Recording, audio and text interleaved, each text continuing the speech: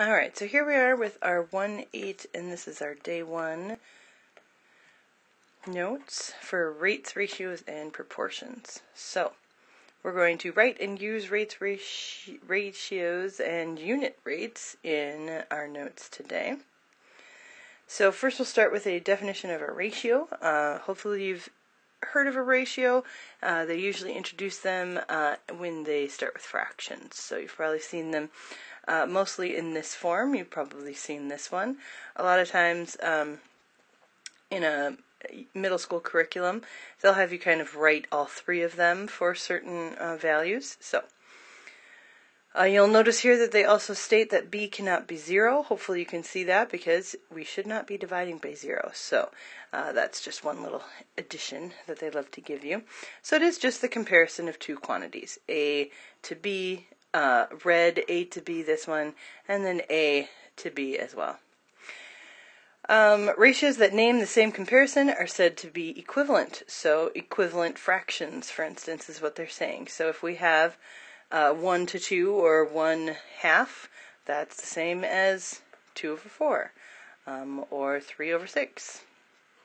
The idea is that they are the same comparison, and so they are equivalent, which is why we have our equal signs.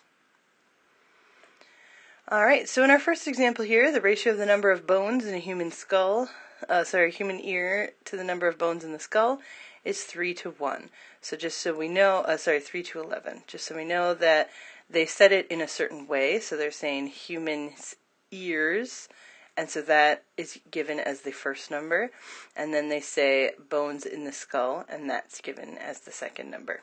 So anytime that we're talking about ratios, the order does matter that they give you. So when they say the first thing, that's the first number. When they mention the second thing, that's the second number. So there are 22 bones in the skull, and so how many bones are in the ears? So that's where we're going with this equivalent fraction idea. So we have 3 over 11, and again that's 3 bones in the ears, and then 11 in the skull. But now they're saying we're going to be going to 22 bones in the skull.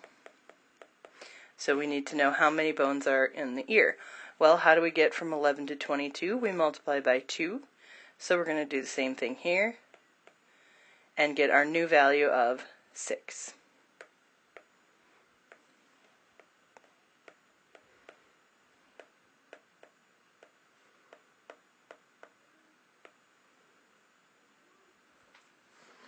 Alright. And again, that's that equivalent fraction idea. The next idea is a rate. And a rate is a ratio with different units. So what happens is anytime we talk about miles per gallon or miles per hour, the idea is that it's not bones to bones. In this case, we're doing miles to gallons. So MI stands for miles, and GAL stands for gallons. So, again, two different units, meaning two different items. A unit rate, of course, is taking this that we have gotten and making the second quantity a 1. So notice that our denominator becomes a 1. And that's when we can then use, for instance, this 17 miles per gallon. That division sign is used as per, which we saw in the beginning of chapter 1. And then we don't have to say miles per 1 gallon. We can just say miles per gallon because it's assumed that there's 1. Alright, you can convert any rate, so any of these guys up here, into a unit rate. Just make the denominator a 1. So taking a look at our next example, Rolf of Germany flipped pancakes, a pancake 416 times in 120 seconds. Yikes. To set the world record, and we need to find the unit rate and round our answer to the nearest hundredth. So if we do that, we're going to again put the first thing that they said, so 416 flips, and then the second thing they said, which is 120 seconds, into a fraction or a rate. And so in that case, we then need to make the denominator a 1, again, our rate is this one, but we want a ratio, a unit rate. And so how do we get from 120, for instance, to 1 second? And to get from 120 to 1, we divide it by 120. So we need to divide by 120 to be fair. And so 416 divided by 120 leaves us with 3.47. So that means that he's going to have 3.47 flips per second. Yikes. And officially the way we would write it is 3.45 flips per second. So we don't need to write it as a fraction necessarily. Alright. So that's a unit rate, making the denominator a 1. Alright, the next one here, we have a cyclist travels 56 miles in 4 hours, and we need to use dimensional analysis to convert. So, dimensional analysis just means that you need to understand things like there are 60 seconds in a minute. Or, they love to use this one, 5,280 feet in 1 mile. There are 12 inches in 1 foot. So these are all dimensions. It's kind of like if you go in and buy some carpet or something, they'll want to know the dimensions of the room. Just means what is the unit that you could measure with. All right. So in this case, we are given someone that has done 56 miles in 4 hours. And they want you to convert it into feet per second. So instead of miles, we need to think about how many feet that is. And as we look at what I was saying earlier, there's 5,280 feet in every mile. So if there are 56 miles, that means that I have to multiply for every one of these 56 miles, we actually have 5,280 feet. So that means that we are going to multiply this numerator by 5,280, and then we will get miles. Because for every one of those, feet. Wow.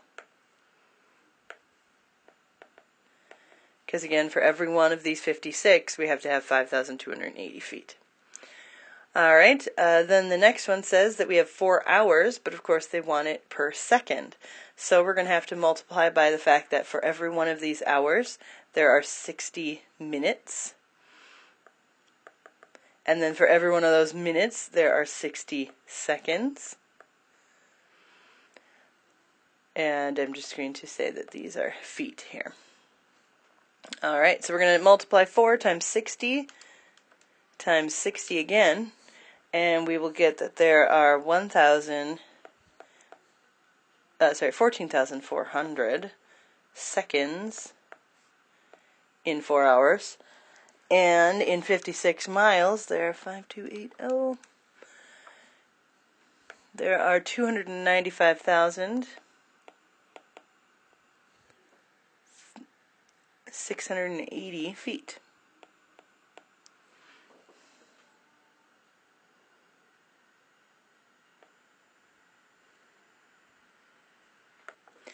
So that used feet per second, but of course what they want you to do is give it in feet per 1 second. So if we take this top number, 295,680, and divide it, because that's what a fraction is, by 14,400, so 295,680 divided by 14400.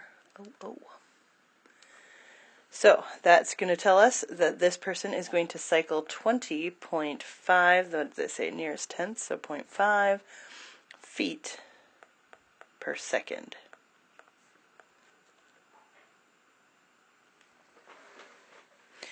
They want you to show that your answer is reasonable, or at least identify. So if we think of 20 feet, for instance, that's going to be about the distance of 20 feet. 4 really tall people, kind of laid down. And so especially if you imagine a very professional cyclist, especially going downhill, going that distance in 1 second probably isn't so hard to believe. All right, so that's our third example. The next idea is talking about scale. And so we usually talk about scale models and things like that. But a scale in this case is a ratio between two sets of measurements, such as, in this case, 1 inch for every 5 miles. When you talk about a scale drawing or a scale model, you use the scale to represent an object as smaller or larger than the actual object. So very often they'll talk about a map, okay, because having a physical map of the actual world the size that it is would not be very convenient to carry around. So instead, they make these scales to talk about the distance between one continent and the next so that we can use this ratio to then transfer from inches to the miles that actually exist. So either way, a scale model, scale drawings, sometimes they can be enlarged. For instance, if we're talking about a bacteria or something, whenever we look at it without a microscope, we want to be able to see it in the size that we can, or take it in and at the size that we can see. So they might draw it bigger, but again, to scale, meaning for every 1, whatever the measure is that's smaller than millimeter, millimillimeter, for every, inch that's in year scale. So taking a look at example 4, a contractor has a blueprint for a house, and the house is drawn to scale 1 inch for every 3 feet in the house. One wall of the house is going to be 12 feet long when it's built, so how long is the wall in the blueprint? So taking a look at what we have 1 inch in the blueprint, and that's for every 3 feet in real life. So they're then saying that there's this 12-foot long wall. And so notice that I am keeping those feet on the bottom here because that's where the house in real life is going to be. And then our blueprint is going to be on top. We're not sure how many inches that is. So how do we convert? We're trying to find an equal fraction. So how do we get from 3 to 12? We multiply by 4. So if we're going to multiply by 4 there, then 1 inch to our new number will also multiply by 4, which means that we'll end up with 4 inches. So a 12-foot wall on a blueprint is going to be 4 inches long.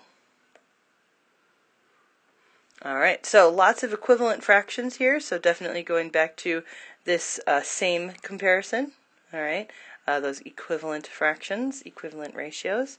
And so hopefully we've now explored a little bit more or reiterated the idea of ratios or fractions or things that are written as something with a colon between it, kind of looks like a time. Our rates and then our unit rates. So again, rates have multiple measurements, so maybe inches and miles. And then unit rates always have that denominator as a 1.